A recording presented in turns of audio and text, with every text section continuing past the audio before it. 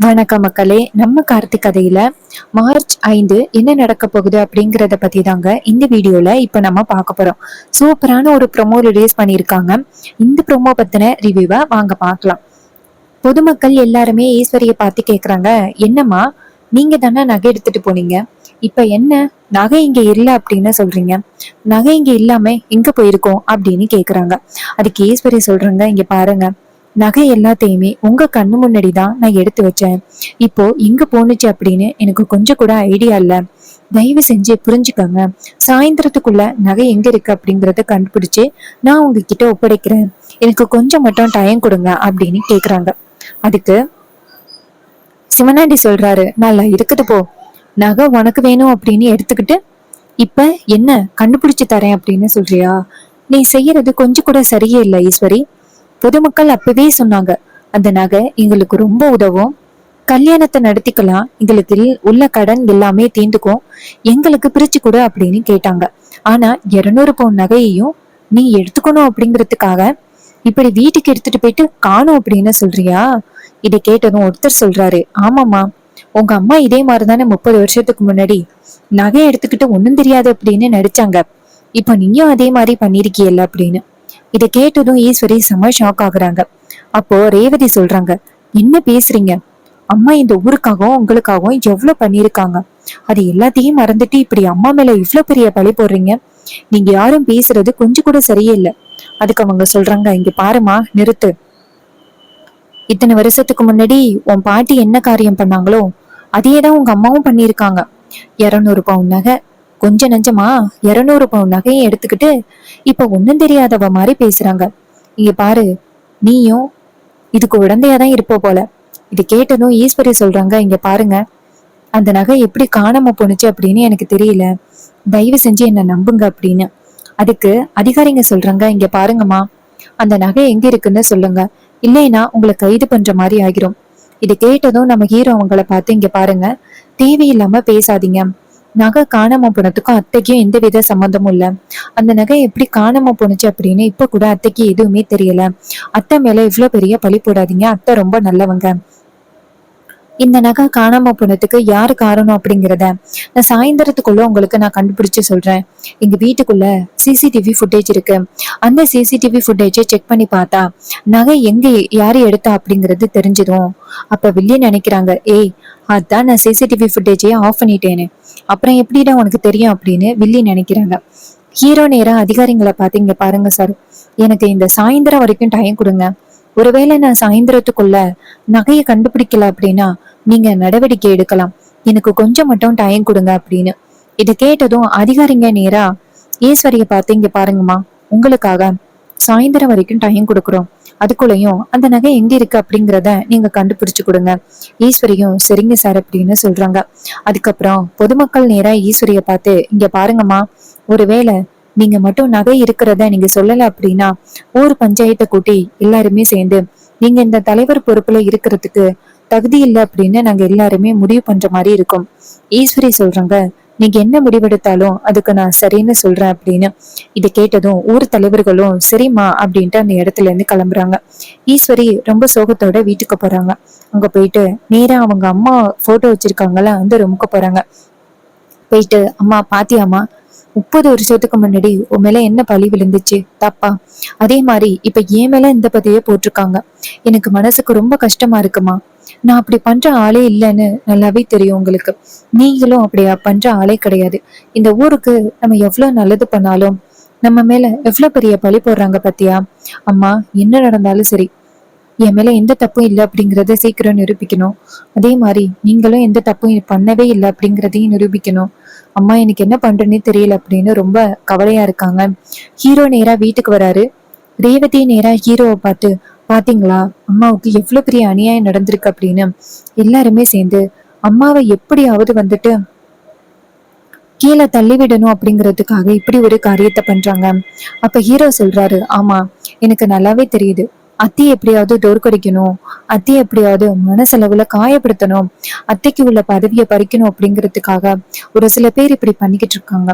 சரி ஓகே, வீட்டுல CCTV footage இருக்கு, அந்த சிசிடிவி ஃபுட்டேஜ்ல யாரு வீட்டுக்குள்ள வந்தது அப்படிங்கிறது எல்லாமே ரெக்கார்ட் ஆயிருக்கும், நான் போய் பாக்குறேன் அப்படின்னு சொல்ல ரேவதியும் சரி அப்படிங்கிறாங்க. ஹீரோ நேரா ரூமுக்குள்ள போயிட்டு அங்க இருக்கிற சிசிடிவி ஃபுட்டேஜ செக் பண்ணி பாக்குறாரு. ஹீரோ சிசிடிவி ஃபுட்டேஜோ ஆன் பண்றாரு. பண்ணி பார்த்தா உள்ளார எந்த வீடியோவும் இல்ல, ஆஃப்ல இருக்கு. இதை பார்த்ததும் நம்ம ஹீரோவுக்கு செம ஷாக்கு. என்னடா இது ஆஃப்ல இருக்கு அப்படின்னு. அப்போ நம்ம ஹீரோ அங்க உள்ள சுவிட்ச் எல்லாத்தையும் பாக்குறாரு. பார்த்தா எல்லா சுவிட்சுமே கரெக்டா அந்த நேரத்துக்கு ஆஃப் ஆயிருக்கு. அப்ப நம்ம ஹீரோவுக்கு செம்ம காண்டாயிட்டு, என்னடா இது ஆஃப்ல இருக்கு, சரி வீட்டுல உள்ளவங்க கிட்ட கேட்கலாம் அப்படின்ட்டு நம்ம ஹீரோ என்ன பண்றாருன்னா நேரா வீட்டுக்குள்ள வராரு. வந்துட்டு வீட்டுல உள்ள எல்லாருமே கூப்பிடுறாங்க. எல்லாரும் அந்த இடத்துக்கு வராங்க. வந்ததும் என்னாச்சு அப்படின்னு கேக்குறாங்க.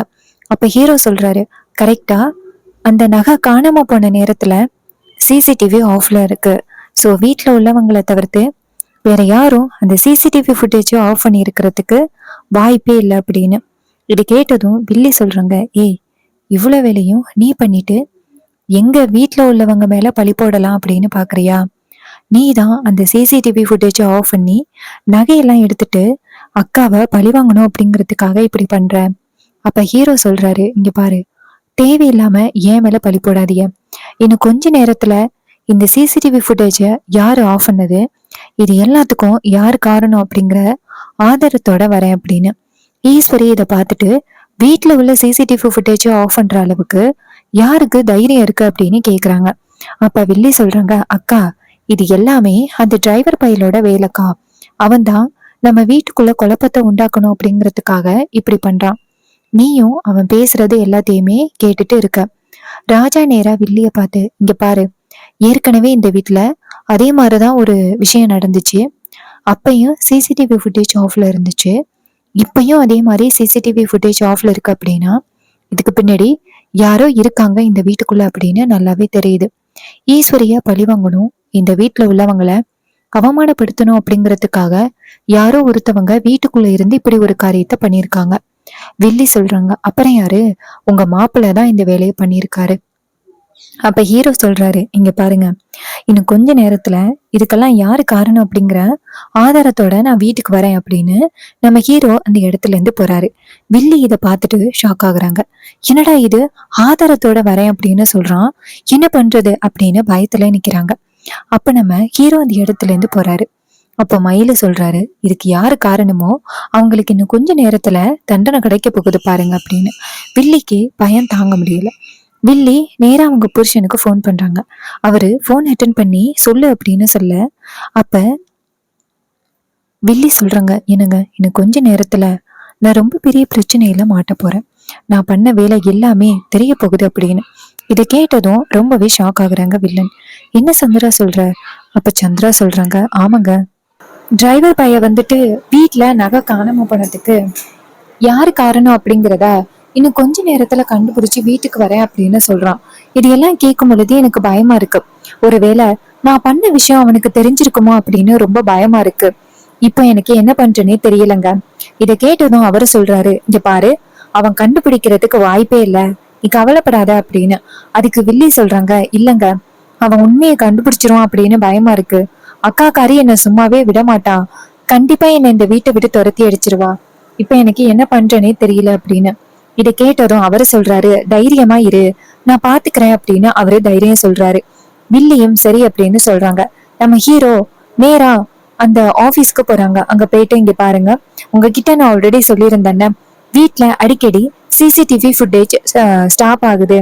ஸோ அதுக்காக அது ஸ்டாப் ஆகுற நேரத்துல உங்ககிட்ட வீடியோ வந்துட்டு ஆன் ஆகுற மாதிரி நான் உங்ககிட்ட சொன்னேன், ஆன் ஆகணுச்சா அப்படின்னு சொல்ல அவரு சொல்றாரு, ஆமா சார், இந்த பர்டிகுலர் நேரத்துல ஆன் ஆகிருக்கு அப்படின்னு சொல்ல ஹீரோவும் சரி அப்படின்னு சொல்லிட்டு அவர்கிட்ட அந்த வீடியோவை காமிக்கிறாங்க.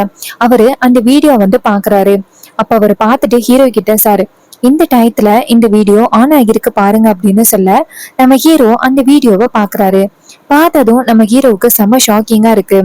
அப்ப அவங்க சொல்றாங்க, சார் இந்த இருக்கு சார் வீடியோ அப்படின்ட்டு கொடுக்க, மயிலு அந்த வீடியோவை பார்த்துட்டு, என்ன இது எவ்வளவு பெரிய விஷயம் நடந்திருக்கு, இந்த சந்திரா தான் இது எல்லாத்துக்குமே காரணமா, ரொம்ப நல்லவங்க மாதிரி பேசுனாங்க, கடைசியில இப்படி ஒரு காரியத்தை பண்ணியிருக்காங்க, எவ்வளவு தைரியம் இருக்கும் அப்படின்னு சொல்லி கேட்க, அப்ப ஹீரோ சொல்றாரு, ஆமா, ரொம்ப நல்லவங்க மாதிரி நடிக்கிறாங்கல்ல, இன்னைக்கு அத்தை கிட்ட இவங்க என்ன காரியம் பண்ணியிருக்காங்க அப்படிங்கிறத நான் இப்பவே கொண்டு போய் காமிக்கிறேன் அப்படின்னு சொல்ல மயிலும் வாங்க சகலா அப்படின்னு நேரா வீட்டுக்கு வராங்க.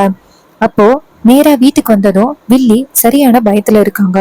ஐயோ, நம்மளை பத்தின உண்மையை தான் கொண்டுட்டு வந்திருக்கானோ அப்படின்னு பயத்துல இருக்க நம்ம ஹீரோ அவங்க அத்தையை வந்து பார்த்து, அத்தை உங்ககிட்ட ரொம்ப முக்கியமான ஒரு ஆதாரத்தை கொடுக்கறதுக்காக தான் வந்திருக்கோம் அப்படின்னு சொல்லிட்டு நேரா அவங்க அத்தையை பார்த்து, அத்தை இதோ இருக்கு வீடியோ, வீட்டுல நகை எப்படி காணாம போனுச்சு அப்படின்னு சொன்னீங்கல்ல, அதுக்கான ஆதாரம் தான் இது அப்படின்ட்டு வீடியோவை காமிக்கிறாங்க.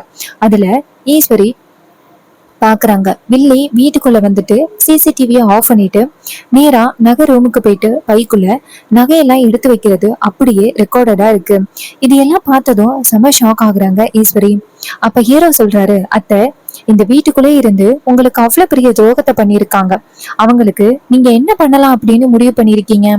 இதை கேட்டதும் ஈஸ்வரி செம ஷாக்கிங் ஆகி நேரா அவங்க தங்கச்சியை பார்த்து, என்னடி இது அப்படின்னு சொல்லி கேட்க சந்திரா சொல்றாங்க, அக்கா எனக்கும் இதுக்கும் சம்மந்தமே இல்லக்கா, நான் அப்படி பண்ணவே இல்லக்கா அப்படின்னு.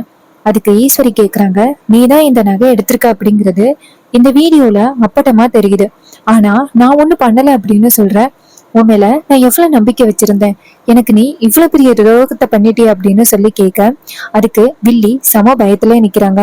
அப்ப ராஜா சொல்றாரு, பாத்தியா ஈஸ்வரி, உன் தங்கச்சி ரொம்ப நல்லவ அப்படி இப்படின்னு சொல்லி அவளுக்கு எவ்வளவு சப்போர்ட் பண்ண, இப்போ சப்போர்ட் பண்ணதுக்கு அவ எப்படிப்பட்டவ அப்படிங்கறத தெரிஞ்சுக்கிட்டியா, உன் தங்கச்சி எப்படிப்பட்டவ அப்படிங்கறத புரிஞ்சுக்கிட்டியா, வீட்டுல நகை காணாம போனதுக்கு உன் தங்கச்சி தான் முக்கிய காரணம் அப்படின்னு சொல்லி கேட்டதும் ஈஸ்வரிக்கு செம்ம ஷாக்கிங்கா இருக்கு. ஈஸ்வரி நேரா அவங்க தங்கச்சிய பார்த்து, ஏய் நீ அடி இப்படி பண்ணி சொல்லி கேட்க அப்படின்னு. அதுக்கு சந்திரா வந்துட்டு பயத்துல நிக்கிறாங்க. அப்ப ஹீரோ சொல்றாரு, அத்தை எப்படித்தான் அவங்க வாயை திறப்பாங்க, அவங்க கையும் களவுமா சிக்கிட்டாங்க, சோ இதுக்கப்புறம் அவங்க வாயை திறக்கிறதுக்கு வாய்ப்பே இல்லை அப்படின்னு. இதை கேட்டதும் ரொம்பவே அதிர்ச்சி ஆகுறாங்க ஈஸ்வரி. தன் சொந்த தங்கச்சி தனக்கு இப்படி ஒரு துரோகத்தை பண்ணிருப்பா அப்படின்னு ஈஸ்வரிக்கு கொஞ்சம் கூட யோசிச்சே பார்க்க முடியல, ரொம்பவே கவலையோட இருக்காங்க. சோ இந்த கதை உங்களுக்கு பிடிச்சிருக்கா? இந்த கதை பிடிச்சிருந்துச்சுன்னா தொடர்ந்து நம்ம வீடியோவை வாட்ச் பண்ணுங்க, சேனலையும் சப்ஸ்கிரைப் பண்ணிக்கோங்க. ஸோ சூப்பரான ஒரு ப்ரோமோ ரிலீஸ் ஆகியிருக்கு. நம்ம ஹீரோ வந்துட்டு சீக்கிரம் உண்மையை கண்டுபிடிச்சு சந்திராவுக்கு ஒரு முடிவு கட்ட போறாரு. இது எல்லாமே அப்கமிங் எபிசோட்ல ரொம்ப ரொம்ப இன்ட்ரெஸ்டிங்காவே நடக்க போகுது. இதே மாதிரி இனிமே அப்டேட்ஸ் நம்ம சேனல்ல நீங்க தொடர்ந்து பார்க்கணும் அப்படின்னு நினைச்சீங்கன்னா மறக்காம நம்ம சேனலை சப்ஸ்கிரைப் பண்ணிட்டு தொடர்ந்து ஃபாலோ பண்ணுங்க. வீட்லயே சின்னதா ஒரு ஸ்மால் பிசினஸ் பண்ணணும் அப்படின்னு ஆசைப்படுறீங்களா? ஸோ உங்களுக்கு தாங்க இந்த வீடியோ. புதுசா ஒரு காம்போ ஆஃபர் ரிலீஸ் பண்ணியிருக்கோம். ஸோ இந்த காம்போ ஆஃபர்ல என்ன கிடைக்குது அப்படின்னு பார்த்துக்கிட்டீங்கன்னா, சாட்டின் ஸ்க்ரன்ச்சீஸ் ரொம்பவே பிடிக்கும். சாட்டின் ஸ்க்ரன்ச்சீஸ்ல 6 பீஸ் டிஃப்ரெண்ட் கலர்ஸ்ல 3 டிஃப்ரெண்ட் டிசைன்ஸ்ல 18 கிளிப்ஸ் உங்களுக்கு கிடைக்குது. ரொம்பவே அட்ராக்டிவ் கலர்ஸ்ல கிடைக்குது. கிட்ஸுக்கு ரொம்ப பிடிச்ச பட்டர்ஃப்ளை கிளிப் மொத்தமா 6 பேக் கிடைக்குது. இது எல்லாமே சேர்த்து உங்களுக்கு ஜஸ்ட் 499க்கு உங்களுக்கு கொடுக்குறோம். வாட்ஸ்அப் சேனல்ல நீங்க எங்களை ஃபாலோ பண்ணீங்க அப்படின்னா உங்களுக்கு இந்த காம்போ ஆஃபருக்கு ஆர்டர் பண்ணீங்கன்னா உங்களுக்கு ஷிப்பிங் சார்ஜ் ஃப்ரீயா கிடைக்குது. இது மட்டும் இல்லாம ரொம்ப அட்ராக்டிவா இருக்கிற டிரான்ஸ்பரண்ட் கிளாக் கிளிப் கூட உங்களுக்கு அவைலபிளா இருக்கு. இந்த டிரான்ஸ்பரண்ட் கிளாக் கிளிப் நம்ம கிட்ட நல்ல சேல்ல இருக்கிற ஒரு கிளாக் கிளிப். பார்க்கவே ரொம்ப அட்ராக்டிவா இருக்கும், எல்லாருக்கும் ரொம்ப பிடிக்கும். அஃபோர்டபுள் ரேட்ல கூட இருக்கு. மொத்தமா 6 பீஸ் ஜஸ்ட் 180 ருபீஸ்க்கு உங்களுக்கு கிடைக்குது. இதுல ஷிப்பிங் சார்ஜ் எவ்வளவு தெரியுமா? ஜஸ்ட் 40 ருபீஸ் மட்டும்தான். நீங்க வாட்ஸ்அப் சேனல்ல எங்களை ஃபாலோ பண்ணீங்க அப்படின்னா உங்களுக்கு ஷிப்பிங் சார்ஜ் ஜஸ்ட் 20 ருபீஸ்க்கு பண்ணி கொடுக்குறோம். இந்த டிரான்ஸ்பரண்ட் கிளாக் கிளிப்பை மிஸ் பண்ணாதீங்க. சின்னதா பிசினஸ் ஆரம்பிக்கிற உங்களுக்கு இது சூப்பரான ஒரு ஆஃபர். ஸோ சீக்கிரம் 499 ஆஃபரை ஆர்டர் பண்ணி வாட்ஸ்அப் சேனல்ல ஃபாலோ பண்ணி ஷிப்பிங் சார்ஜை கம்மி பண்ணி ஜஸ்ட் 499க்கு ஆர்டர் பிளேஸ் பண்ணுங்க. தேங்க்யூ ஃபார் வாட்சிங்.